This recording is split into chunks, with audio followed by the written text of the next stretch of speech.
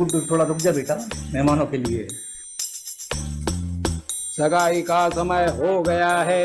इस अभिजीत मुहूर्त में शुभ लग्न में जिस किसी की भी सगाई होती है उनके दाम्पत्य जीवन में कोई बाधाएं नहीं होती हैं। मैंने कई शादियां करवाई हैं। पंडित जी, अगर ये मुहूर्त में करोगे तो? ये रिंकू, तू मोहल्ले का लड़का है, तू यहाँ काम में मदद करने आया है या सगाई तोड़वाने? ज्योति तेरी बहन जैसी हो, शुभ शुभ बोल। साले, मैं तेरा दामाद बनने चाह रहा हूँ और तू भाई बनाने में लगा है। अरे बेटा, लग्न पत्रिका में बैठा गुरु अस्त होने वाला है, शुक्र व्यस्त होने वाला है, क्रूर ग्रहों का योग है, इसलिए 10 साल तक शादी का कोई योग नहीं है। हे भगवान, कैसे नहीं करके ये शादी रुकवा दो। मैं तुझ पे 11 रुपए नहीं 51 रुपए का प्रसाद चढ़ा। ओम मंगलम भगवान विष्णु मंगलम गरुड़ध्वजः। अब लड़का कन्या को अंगूठी पहनाएगा। अरे पंडित जी, एक मिनट, अरे अंगूठी लेके आओ, जल्दी लेके आओ। जजमान, मेरी दक्षिणा। आप में से रमेश कौन है? सर क्या हुआ सर? हमें एक मर्डर केस में रमेश से पूछताछ करनी है। सर कैसा मर्डर सर? किसका? पूजा मिश्रा का मर्डर, रमेश की एक्स वाइफ। मेरा भाई ऐसा नहीं है सर, आपको कोई गलतफहमी हो रही है। मैंने भी ऐसा नहीं कहा कि आपके भाई ने मर्डर किया है। हमें इस पर शक है और इससे पूछताछ करनी है। इसे अभी थाने चलना होगा। हे भगवान, खूब सही, इतनी fast delivery. Sharma, yes sir. Sir आप ऐसा नहीं कर सकते सर। चल चलो तुम चलो। सर प्लीज सर भैया।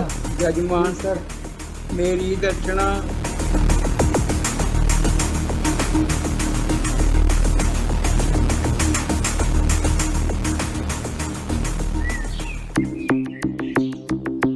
मैंने नहीं मारा पूजा को, मैं कितनी बार बताऊं आपको। साहब मुझे छोड़ दीजिए, आपको कुछ गलत फहमी हुई साहब। ए चुप कर, मुझे छोड़ दो साहब। सबसे बकबक कर रहा है तू। अब बता, क्यों मारा तूने पूजा को? तुमको सुनाई नहीं पड़ता? या तुम्हारे कान में हड़ताल है? मैंने नहीं मारा पूजा को। साले, ये 1.5 फुट का देख रहा है? ऐसी जगह घुसेड़ूंगा न हफ्ते बनेगा ना बैठते। अब डिसाइड कर ले, आगे का मुंह खोलेगा या पीछे का? सीधा सीधा जवाब दे, क्यों मारा? सर मैंने नहीं मारा पूजा को, 12 साल पहले तलाक दे चुका था। क्यों मारने लगा उसे मैं? मेरी तो सगाई हो रही थी साहब, जो आप लोगों की वजह से अब होगी भी नहीं होगी। तूने तलाक क्यों दिया उसे, ये बता। साहब क्या बताऊं, उसके चाल चलन सही नहीं थी। हम कहीं भी घूमने जाएं, रहती तो मेरे साथ थी, लेकिन उसकी निगाहें हमेशा दूसरों लड़कों पर रहती थी।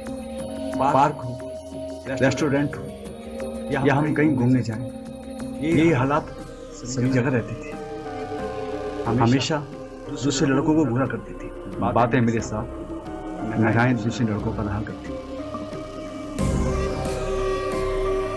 मैं देखता, वो अपनी निगाहें हटा लेती। यही हालात सभी जगह थी। मुस्कुरा के लड़कों को देखता और लड़के जाल में फंस जाया करते थे।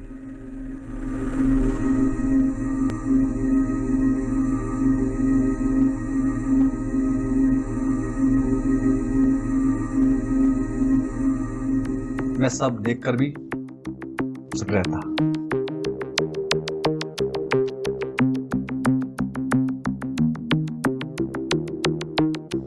घर पर भी मुझ पर उसका ध्यान नहीं रहता, हर समय मोबाइल में लगी रहती। मैं टूकता तो मुझ पे बिगड़ जाती। कभी कभी मुझे भी गुस्सा आ जाता। वो जानबूझ के घर के दरवाजे पर गीले डाले कपड़े पहनकर झाड़ू लगाती और गली के आवारा लड़के उसे घूरते रहते। मैंने देखा कि वो इन सब बातों को एंजॉय करती थी।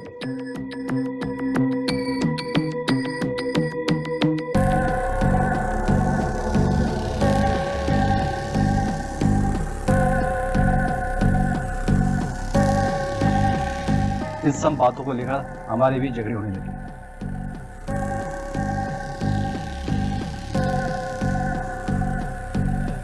पर वो अपनी गलती मानने को तैयार नहीं थी, उल्टा मुझ पर ही आरोप लगाने लगी।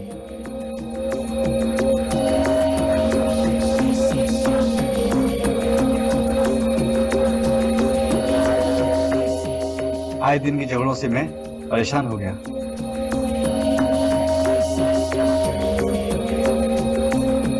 एक दिन जब मैं कमरे में आया तो वो सो रही थी। मैंने चुपके से उसका मोबाइल लेके चेक किया। वो 3 लड़कों से बराबर चैट कर रही थी, जिसमें से वो एक लड़के को अपने बाथरूम वाले फोटो भेजती थी।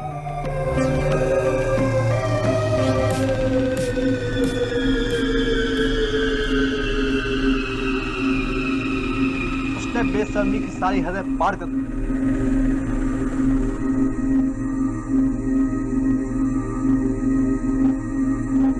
इसलिए मैंने उसको तलाक दे दिया।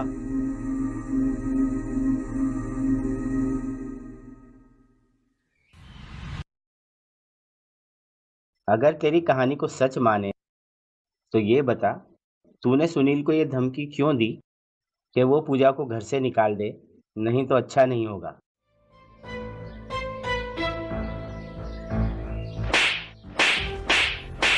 अब चाटा मारने से कुछ नहीं होगा, शांति से अपना गुनाह कबूल कर ले।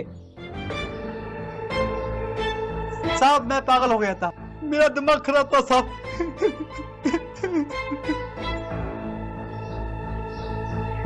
तलाक के बाद वो कहाँ रहती थी कुछ नहीं पता।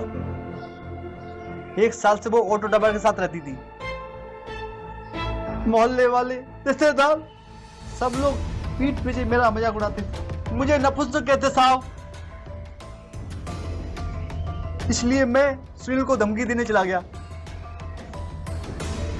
मेरे माँ बाप ने मेरी शादी भी तय करवा दी थी, लेकिन वो अब हो नहीं सकती क्योंकि आप मुझे यहाँ उठा लाए।